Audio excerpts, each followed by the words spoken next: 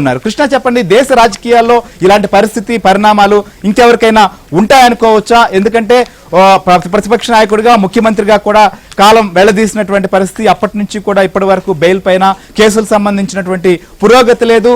So నేరుగా attend అవ్వమని చెప్పినా కూడా రానటువంటి పరిస్థితులు కూడా కొన్ని చూసాం, వెసులుబాట్లు తీసుకున్నటువంటి పరిస్థితులు చూసాం. సో ఓవరాల్ గా ఈ సిబిఐ కావచ్చు, ఈడీ కావచ్చు, ఇట్లాంటి పరిస్థితిని ఎందుకు ఉపేక్షిస్తోందా, లేకపోతే దీంట్లో ఉన్నటువంటి లొసుగుల్ని వినియోగించుకుంటున్నారా?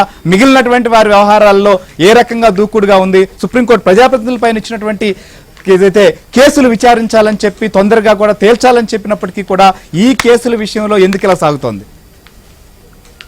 శ్రీహరి, మొత్తానికైతే జగన్ అక్రమాస్తుల కేసులో అరెస్ట్ అయ్యి నేటికి పుష్కర కాలం అవుతుంది. 12 సంవత్సరాల పాటు ఆయన అరెస్ట్ అయ్యి 12 సంవత్సరాలు అవుతుంది. 10 ఏళ్లకు పైగానే ఆయన బెయిల్ పైన కొనసాగుతున్నారు.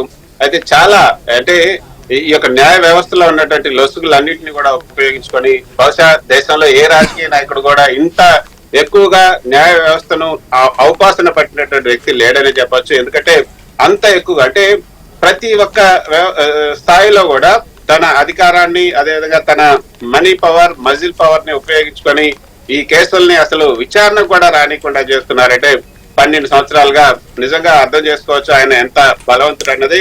అదే ఇప్పుడు సుప్రీంకోర్టు కూడా అదే ఆశ్చర్యాన్ని వ్యక్తం చేస్తుంది. జస్టిస్ సంజీవ్ ఖన్నా నేతృత్వంలో ధర్మాసనం ఎంపీ రఘురామకృష్ణరాజు దాఖలు చేసినటువంటి 2 పిటిషన్లు ఇప్పుడు విచారిస్తుంది. అది ఒకటి ఈ యొక్క బెయిల్ పిటిషన్, బెయిల్ ను రద్దు చేయాలి. రెండోది ఈ బెయిల్ అక్కడ ఉన్నటువంటి సిబిఐ ప్రత్యేక కోర్టు ఏదైతే ఉందో అది జగన్మోహన్ రెడ్డితో కుమ్మక్క అయింది కాబట్టి వేరే రాష్ట్రానికి బదిలీ చేయాలంటూ 2 పిటిషన్లు దాఖలు చేశారు. ఆ 2 పిటిషన్లు కూడా జస్టిస్ సంజీవ్ ఖన్నా నేతృత్వంలో ధర్మాసనం విచారణ జరుపుతుంది. అసలు ఇన్నేళ్లుగా ఎందుకు ముందుకు సాగట్లేదు, అసలు ఏం జరుగుతుంది, ఈ మొత్తం ఈ కేసులు జాప్యం కావడానికి కారణం ఏంటి అంటూ సిబిఐని, ఈడీని క్వశ్చన్ చేసినప్పుడు సిబిఐ ఒక ప్రత్యేకమైనటువంటి అఫిడవిట్ కూడా దాఖలు చేసింది. ఆ అఫిడవిట్ లో అనేక ఆసక్తికరమైనటువంటి అంశాలను సిబిఐ యొక్క అఫిడవిట్ లో పేర్కొంది. అందులో ప్రధానంగా చెప్పింది ఏంటంటే ఇప్పుడు సిబిఐ ప్రత్యేక కోర్టు ఉంది, కానీ ఒక ప్రత్యేక ధర్మాసనం, స్పెషల్ బెంచ్ ఏర్పాటు చేయాల్సినటువంటి అవసరం ఉంది. అప్పుడే రోజువారీగా విచారణ జరిపితేనే ఈ యొక్క కేసులను మనం త్వరితగతిన విచారించగలం. దానికి సుప్రీంకోర్టు ఒక నిర్ణయం తీసుకుంటే బాగుంటుంది అన్నది సిబిఐ తాజాగా ఎంపీ రఘురామకృష్ణరాజు కేసులో వేసినటువంటి అఫిడవిట్ లో పేర్కొన్న విషయం. అందులో చాలా విషయాలను పేర్కొంది. 6 న్యాయమూర్తులు అసలు మొత్తం కేసులను అంటే డిశ్చార్జ్ పిటిషన్లు అన్నింటినీ కూడా విని చివరికి అసలు తీర్పు ఇవ్వకుండా వాళ్ళు రిటైర్ అయ్యారు. ఇప్పుడు ఉన్నటువంటి న్యాయమూర్తి కూడా ఇంకా 2 ఏళ్లలో రిటైర్ అవుతారు. కాబట్టి ఈ కేసులు కూడా ఏమవుతాయో తెలీదు. అసలు డిశ్చార్జ్ పిటిషన్లు ఒకరి తర్వాత ఒకరు వేస్తూ ఉన్నారు. సో ఇది అసలు న్యాయ వ్యవస్థకే మాయని మచ్చ అన్న విషయాలను కూడా అందులో పేర్కొన్నారు. అయితే మొత్తానికి సుమారు 1,20,000 కోట్ల రూపాయలు అవినీతి జరిగింది, రాజా కరప్షన్ అంటూ అప్పుడు వైఎస్ఆర్ ప్రభుత్వం మీద తెలుగుదేశం పార్టీ ఒక పెద్ద పుస్తకాన్ని ప్రింట్ చేసింది. దాన్ని రాష్ట్రపతికి కూడా అందజేశారు.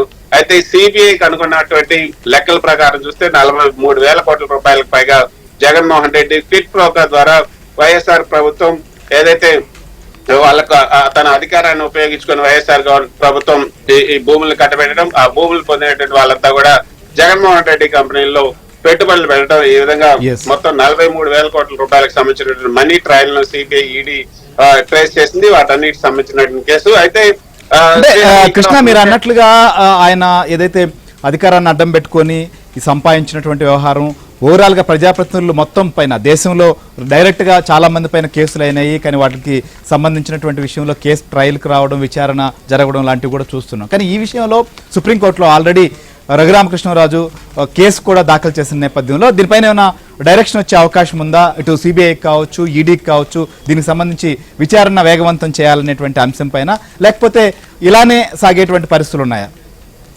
ఖచ్చితంగా లేదనే చెప్పొచ్చు శ్రీహరి. ఎందుకంటే వచ్చే నెల మళ్ళీ వైఎస్ రఘురామకృష్ణరాజు దాఖలు చేసినటువంటి పిటిషన్ పైన విచారణకు రాబోతుంది. ఆ సందర్భంగా సిబిఐ దాఖలు చేసినటువంటి అఫిడవిట్ ను కూడా కొంత పరిగణలోకి తీసుకునే అవకాశం ఉంది. సిబిఐ దాఖలు చేసినటువంటి అఫిడవిట్ లో ఏమేమి చెప్పారు అన్నది కూడా మనం చూస్తే చాలా ఆసక్తికరమైనటువంటి అంశాలు అందులో చెప్పినటువంటి అంశాలు కనుక చూస్తే కేసులో దాఖలైనటువంటి క్వాష్ పిటిషన్, అదేవిధంగా డిశ్చార్జ్ పిటిషన్లు, వీటన్నిటిని కూడా తీర్పులు ఇవ్వకముందే 6 న్యాయమూర్తులు బదిలీ అయ్యారు. ఈ కేసులో ఇప్పటి వరకు కూడా 39 క్వాష్ పిటిషన్లు, 95 డిశ్చార్జ్ పిటిషన్లు 39 క్వాష్ పిటిషన్లు 95 డిశ్చార్జ్ పిటిషన్లు దాఖలయ్యాయి. Yes. వీటిపై తీర్పులు ఇవ్వడానికి ముందే జడ్జీలకు స్థానించడం జరిగింది. తాజా న్యాయమూర్తి కూడా కనీసం 2 ఏళ్లు కాకుండానే బదిలీ అయ్యారు. ఈ కేసులో ఉన్నటువంటి నిందితులంతా కూడా బలవంతులు, వాళ్ళు మనీ పవర్, మజిల్ పవర్ ఉంది వాళ్ళ దగ్గర.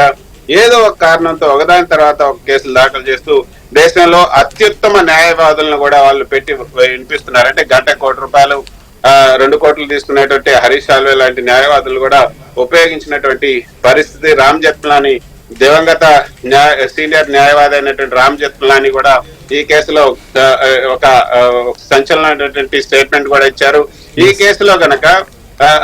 కేసులో గనక జగన్మోహన్ రెడ్డి నిర్దోషి అంటూ ఈ కేసులో కనుక తీర్పు వస్తే అసలు మొత్తం న్యాయ వ్యవస్థను తీసి బంగాళాఖాతంలో వేయాలి ఈ న్యాయ వ్యవస్థనన్న ఒక స్టేట్మెంట్ ఇచ్చారు. అప్పుడు కూడా అది చాలా సంచలనమైందని చెప్పొచ్చు.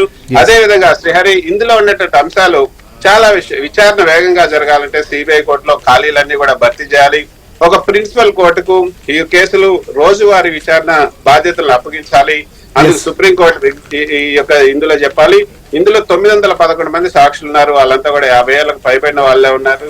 కాబట్టి ఇది వేరే రాష్ట్రానికి బదిలీ చేస్తే వాళ్ళందరినీ కూడా ఇక్కడ తీసుకురావడం కష్టం అవుతుంది. కాబట్టి వేరే రాష్ట్రానికి బదిలీ చేయడం వద్దు, కానీ అక్కడే ఒక ప్రిన్సిపల్ జడ్జికి ఈ కేసుల్ని రోజువారీ విచారణకి ఇవ్వాలి అంటూ ఇందులో ఇప్పటి వరకు జగన్మోహన్ రెడ్డి ఏ విధంగా ఎన్ని అడ్డదారులు దొక్కారు, ఏ విధంగా ఈ కేసు విచారణ జాప్యానికి కారణమయ్యారనే విషయాన్ని కూడా అందులో పూర్తిగా వివరించారు శ్రీహరి. రైట్, మీరు అన్నట్టుగా మొత్తం మనం చూస్తున్నాం 14-11 ఛార్జ్ షీట్లకు సంబంధించి